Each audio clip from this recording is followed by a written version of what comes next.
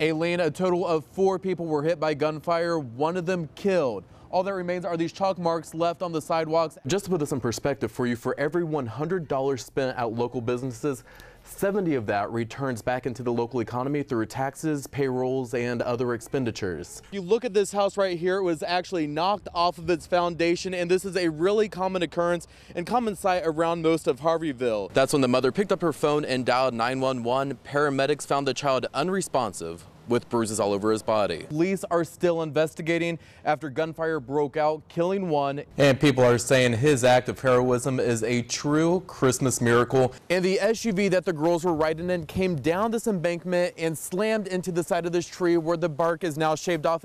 And officials say the couple's 2 children were home at the time of the incident and are now with relatives. Broken glass is all that remains from an accident that happened shortly after 2 o'clock. The first step for these students in this giant game of life is putting on their cap and gown on graduation day. An early season storm destroys everything in its path. Just happened that quick. It just boom and it was gone. Earl Kopp and his family are picking up the pieces left behind by the EF2 tornado, which slammed Harveyville Tuesday night. The tornado packed a punch with winds up to 130 miles an hour, tossing debris as far as the eye can see. Unreal. You know, you always see this kind of stuff on TV and hear about it, read stories about it, but when it hits home, it's different. Kopp and his family made it out alive without injury, but many others in town were transported to area hospitals, including Kopp's neighbor, who was taken to a Topeka area hospital after being trapped under his house for several hours. He later died from his injuries. Just a miracle that, you know, no more people were hurt than there was.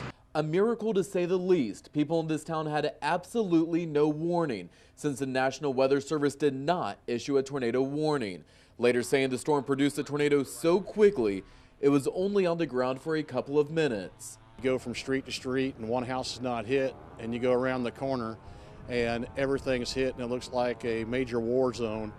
As for Kopp and his family, he says his house, mangled now, will be rebuilt, as Harveyville will always be home.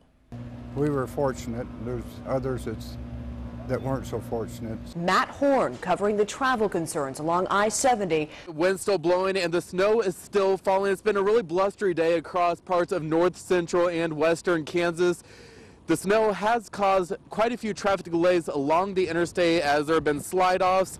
But some of the travelers going across the state tell me tonight that they'd rather stay in a hotel instead of stranded along the interstate. Yeah, it kind of snuck up on us a little bit.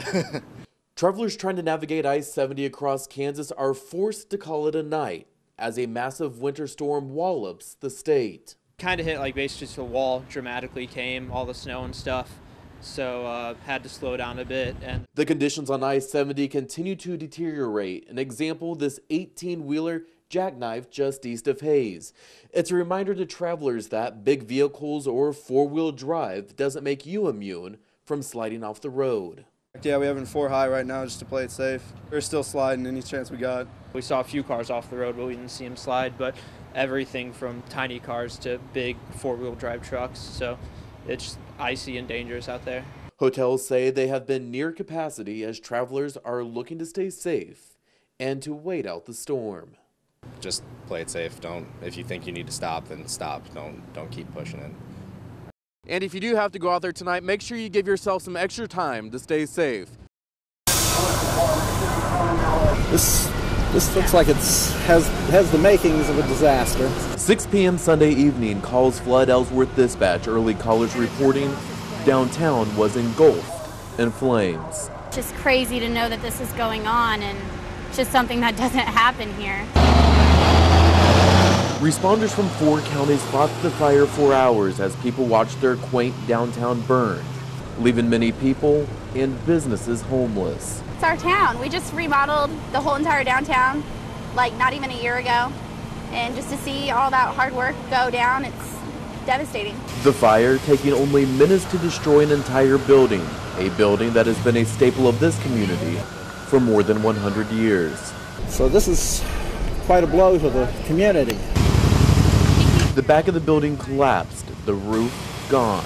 Firefighters were required to take drastic measures not only because of the flames, but also due to extreme temperatures that were well into the 90s when the fire broke. A historic fire, a downtown forever changed. It's devastation. I heard somebody mention, you know, it's just a disaster. It's historic.